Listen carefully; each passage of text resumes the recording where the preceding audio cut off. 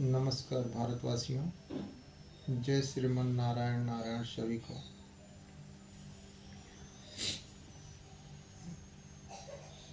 आज मैं कुछ ऐसा पैरामीटर अपनी फाइंडिंग, अपनी ऑब्जर्वेशन के अनुसार निकाला है जो इंसान को परिभाषित करता है।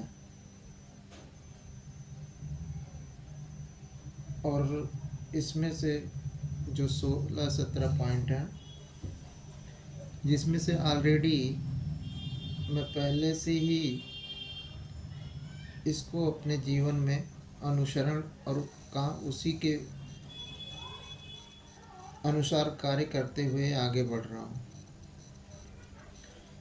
तो वो 16-17 पॉइंट जो इंसान को परिभाषित करते हैं, मैं आप लोगों से शेयर कर रहा हूँ। और मैं आशा करता हूँ कि इसमें से बहुत सारे लोग होंगे जो इस पॉइंट, इस बिंदु के अनुसार कार्य भी करते होंगे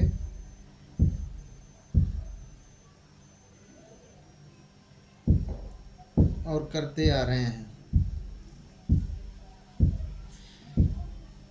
तो जो भाई लोगों को, जिन भारतवासियों को ये पॉइंट, ये बिंदु जो इंसान को परिभाषित करते हैं, अगर उनको अच्छा लगे तो वो अपने जीवन में अवश्य उतारें और उसी के अनुसार कार्य करें। जैसे कि ये दिख रहा है आपको, ये मैंने नोट्स तैयार किए हैं।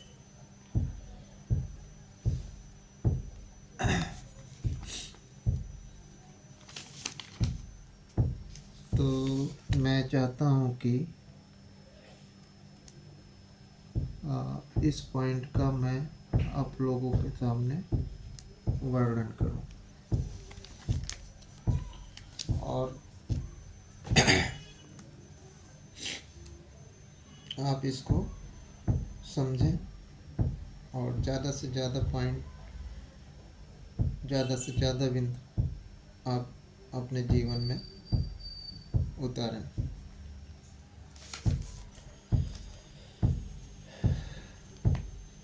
पहला पॉइंट है, पहला बिंदु, नित्य प्राणायाम करें। जैसे कि मैंने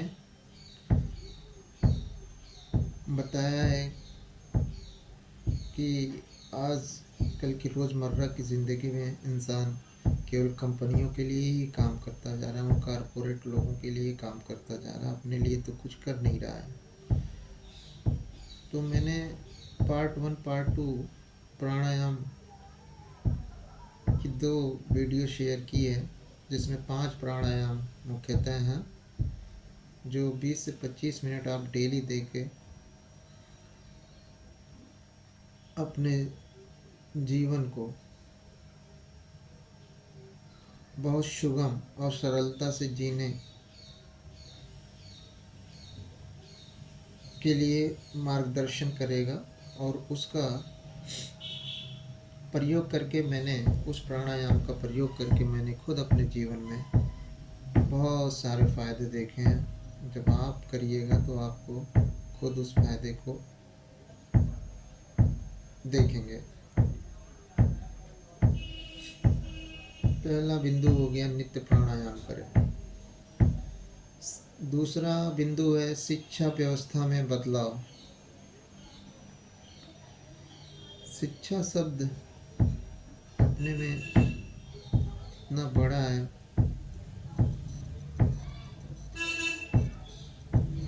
जो आज की व्यवस्था है वो 2 कौड़ी का है। आप क्या सोचते हैं जब इस पे हम विशेष केवल शिक्षा पे ही चर्चा करेंगे तो इसको बहुत ढंग से समझेंगे, किस तरह हमें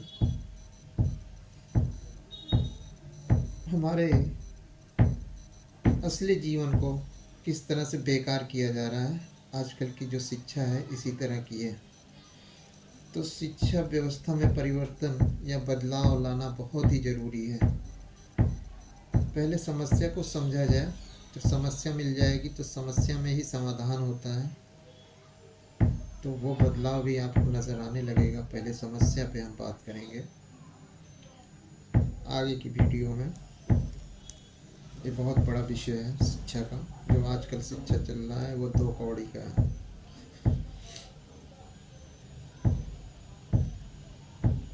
प्राकृतिक संतुलन यानी प्राकृतिक, तीसरा बिंदु है प्राकृतिक संतुलन में सहयोग। वैसे भी प्रकृति अपने आप को खुद बैलेंस करती है, संतुलित करती है, फिर भी इंसान का फर्ज बनता है प्रकृति ने जितनी भी चीज़ें बनाई हैं वो उसको उपयोग में लाए, न कि दुरुपयोग और उपभोग की वस्तु बना ले। जैसे कि आज कल अरावली पर्वत के बारे में आपने सुना ही होगा। वो हमारे लिए कितना हेल्पफुल है, फिर भी खनन माफियाओं ने अलग अलग मानदंड और पैमाने बना के अपनी पूंजी बनाने के लिए प्रोपोगेंडा रच रख के सारे पहाड़ों को काटने की ही योजना बना रखी है।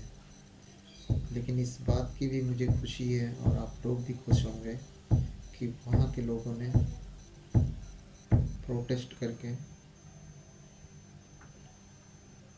अरावली पर्वत को कटने से बचाया। उन सभी लोगों को बहुत बहुत धन्यवाद। और इसी तरह हर जगह प्रकृति को नुकसान पहुंचाने वाले लोगों से सावधान रहें, और जहाँ भी कुछ ऐसा हो सब लोग एक साथ मिलके बचाएं।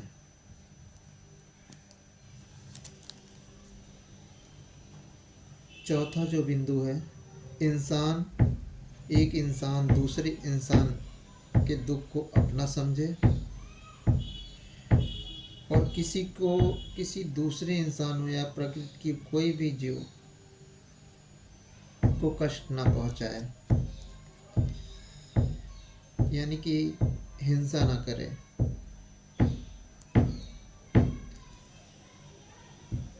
पांचवा पॉइंट है, बिंदु है, आयुर्वेदिक दवा ही केवल प्रयोग करें। अगर मैं एक बात बोलूँ आप लोगों से कि जो मेडिकल और फार्मेसी और ड्रग्स माफिया लोग हैं,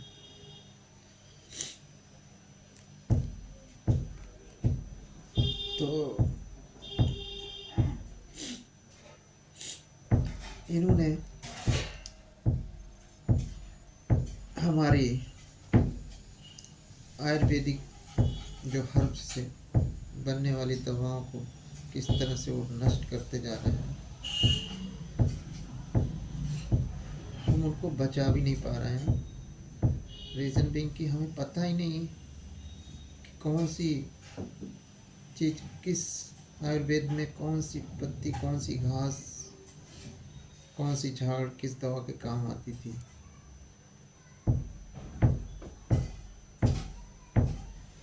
वो लोग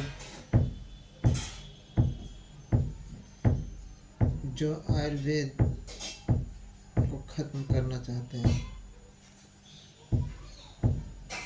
बट अगर मैं देखूं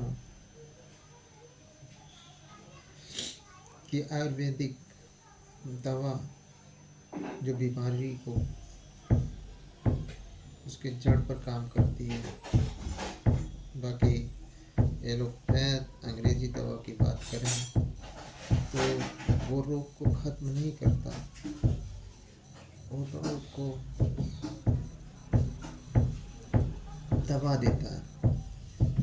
फिर कुछ समय के बाद वो रोग फिर से आता है या नया रोग, क्योंकि जो आपने दवा खाई उसका साइड इफ़ेक्ट के रूप में एक नया रोग भी साथ में लेके आता है। और मैं एक बात बोलूं कि जैसे मैंने अपनी बेटी के साथ मैंने देखा कि खांसी के लिए एक छोटा सा एग्जांपल मैं बताता हूँ आपको। मैंने जो भी सिरप उसको एलोपैथ का यूज कराया अंग्रेज़ी का, वो 24 घंटे के लिए वो सिरप पीने के बाद खांसी बंद हो जाती थी, उसको खांसी बहुत आती थी। और फिर क्या होता था,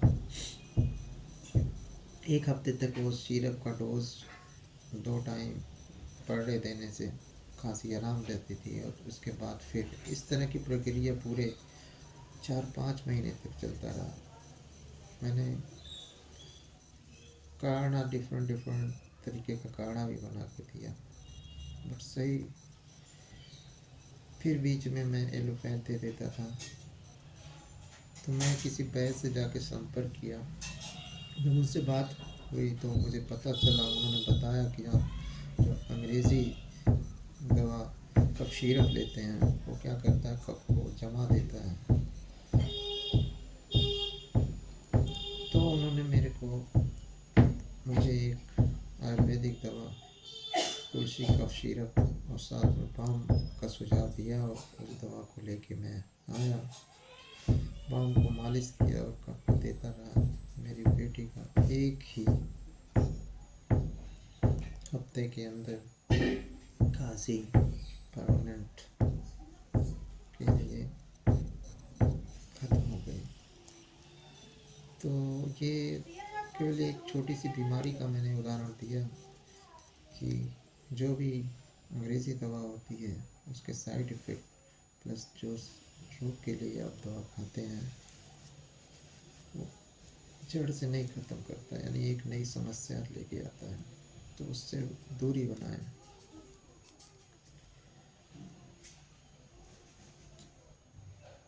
बिंदु नंबर 6, स्वदेशी अपनाएं।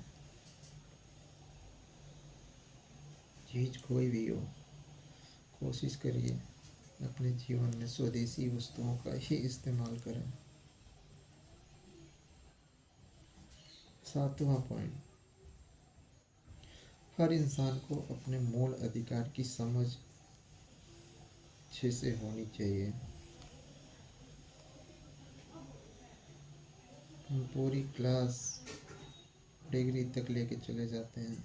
मूल अधिकार जो जीवन का एक बैकबोन है, वो हमें कहीं भी एज टॉपिक सिलेबस जैसा बता के उसके महत्व को अच्छे से नहीं समझाया जाता। इसीलिए मैं आपसे रिक्वेस्ट करूँगा कि अपने मूल अधिकारों का अध्ययन अपना और अपने बच्चों के साथ हर 10 दिनों में शेयर करें, ताकि वो समझ पाएँ और समाज में होने वाले गलत चीज़ों पे सवाल कर सकें। मापक और मानक की अच्छी जानकारी होनी चाहिए। ये सिद्धांत कहता है कोई मापक बिना मानक स्टैंडर्ड का नहीं होता। तो इसमें भी ये बहुत बड़ा विषय है। जैसे आज हम नकली नोट को ही बोल सकते हैं, जो हमारा आरबीआई के द्वारा चाल चलन में नोट है, वो नोट है, न कि हम अपनी करेंसी रुपया यूज करते हैं। ये बहुत बड़ा घोटाला है हम भारतवासियों के साथ। इसको फिर कभी हम बहुत डिटेल में डिस्कस करेंगे। फिर आता है बिंदु नंबर 9। लोकतंत्र कहता है असल में आम आदमी असली सरकार है। पार्लियामेंट या हमारे टैक्स से सैलरी लेने वाला हर कोई नौकर है। एक हम लोगों के अंदर एक गलत फहमी सी बनी हुई है। हम हमेशा उस शर्मसार जिसको आप सरकार बोलते हैं, मैं उसको शर्मसार बोलता हूँ। एक्चुअल में वो एक नौकर है। व्यवस्था को चलाने के लिए उसकी नियुक्ति करते हैं कि व्यवस्था, जैसे एक परिवार में एक मुखिया नियुक्त करते हैं कि वो सारी व्यवस्था, चाहे खाने पीने, कपड़े लत्ते, ब्याह शादी का मैनेज करता है, उसी तरह देश की व्यवस्था को मैनेज करने के लिए हम शर्मसार लोगों को नियुक्त करते हैं। बट वो अच्छा काम नहीं करे तो उसको हम हटाने का भी अधिकार आम लोगों के पास है, क्योंकि आम जनता ही सरकार है। बिंदु नंबर 10। सवाल करने वाले बनो।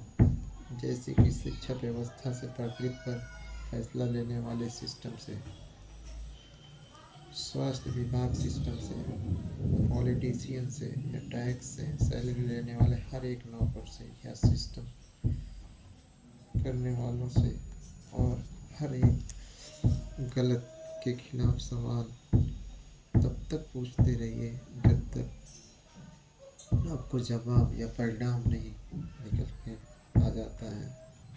सिस्टम में बैठे भूखे लालची व्यक्तिगत फायदे के लिए आम आदमी से उनका सब कुछ ले लेते हैं, जैसे कि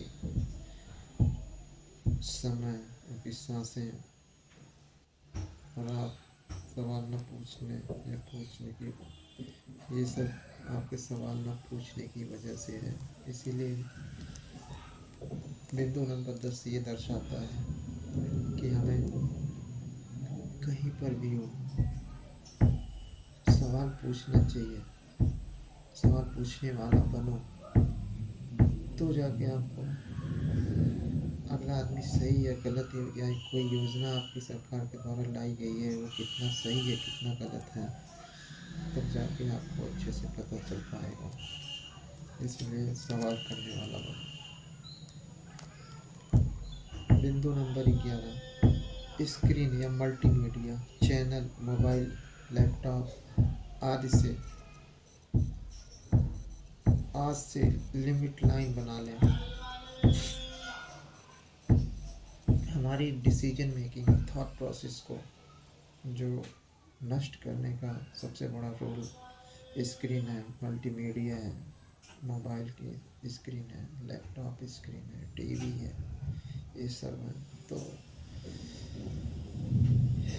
इनको अपने जीवन से निकालना तो बहुत कठिन है, जिसको आप अपने फायदे के भी पार्ट बताएंगे, बट नुकसान बहुत सारे हैं। तो छोड़ नहीं सकते हैं, तो उनकी लिमिट लाइन निर्धारित कर लें, कितने समय क्या यूज करना है। अन्यथा ये आपका थॉट प्रोसेस और दिमाग सब खत्म कर देंगे। बिंदु नंबर 12। अपने जीवन में सही काम की बनी लाइन को पार कर लो। यानी हर इंसान ने अपने जीवन में, चाहे वो काम करने की हो या बात पूछने की हो, उसने एक लिमिट लाइन बना रखी है। तो उस लिमिट लाइन को आपको क्रॉस करना होगा।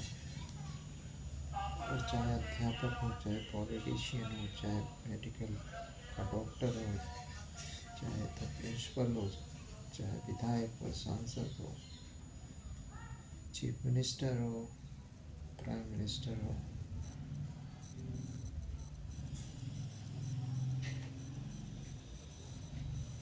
कि हमसे डीएम हो, एसडीएम हो, कोई जो आपने लिमिट लाइन खींच रखी है उसको पार करिए।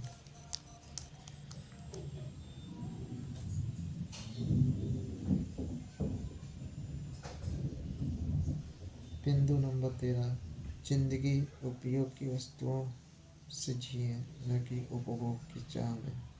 जिंदगी उपभोग की वस्तुओं से जिए, न कि उपभोग की चाह से लेकर। वस्तुओं से जीवन सरल हो जाएगा अपने आप। जब आदमी अपनी चाह उपभोग के लिए अपने माइंड को सेट कर लेता है तो परेशान रहता है अगर वो चीज़ नहीं हो पाती। मैंने यही सीखा है, ईश्वर जो भी जिसके लिए जैसा करते हैं, जो होता है सब अच्छे के लिए होता है, क्योंकि करता भी वही है, फलदाता भी वही है। तो चिंता किस बात की। तो हमें इसी सिद्धांत पे कार्य करते हुए आगे बढ़ना चाहिए। फल की इच्छा न करते हुए जिंदगी अपने आप सुखमय हो जाएगी। बिंदु नंबर 14, अगर कोई चीज को प्रकृति ने बिगाड़ा है, एक सिद्धांत है,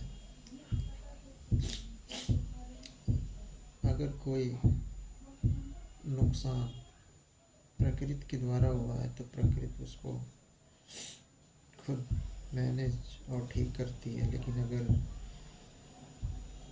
इंसान के द्वारा कोई चीज़ बिगाड़ी जा रही है और वो जब हमें बहुत लंबे समय बाद पता चलता है और जब उस पर हम विश्लेषण हम लोग करें, अगर ये पता चलता है कि इसको इंसान ने बिगाड़ा है तो वो उसको चीज़ को ठीक करने के लिए इंसान को ही आगे आना होता है। बिंदु नंबर 15, वैसे तो हमारा नया वर्ष चैत मास के शुक्ल पक्ष की एक तिथि को आता है। अब से हम नया वर्ष उसी समय मनाएंगे। बिंदु नंबर 16, खाना खाने का समय। खाना खाने का सबसे अच्छा समय सुबह 8 बजे से शाम के 8 बजे तक ही रखें, तो आपके अंदर की बहुत सारी बीमारियों का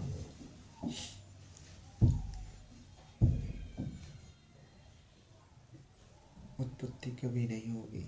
इसीलिए संयमी बने और अपना भोजन का समय कुछ भी खाने की चीज़ें हों सुबह के 8 और शाम के 8 बजे के बीच ही रखें।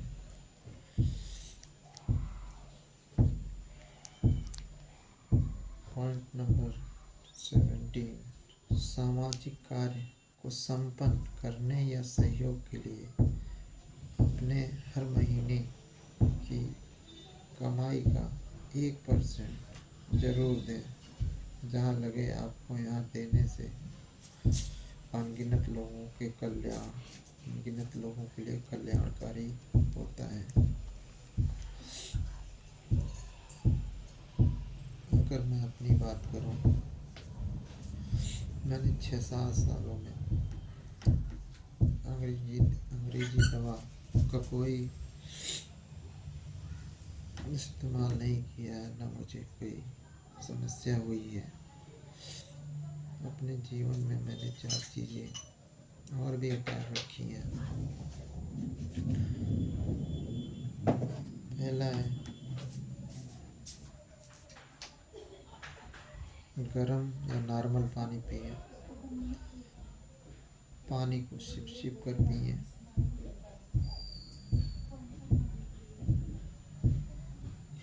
खाना खाने के 1 घंटा बाद पानी पिएं या उससे पहले पी लें, 1 घंटे पहले।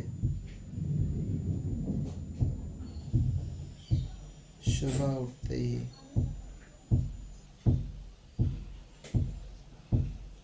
पानी पिएं।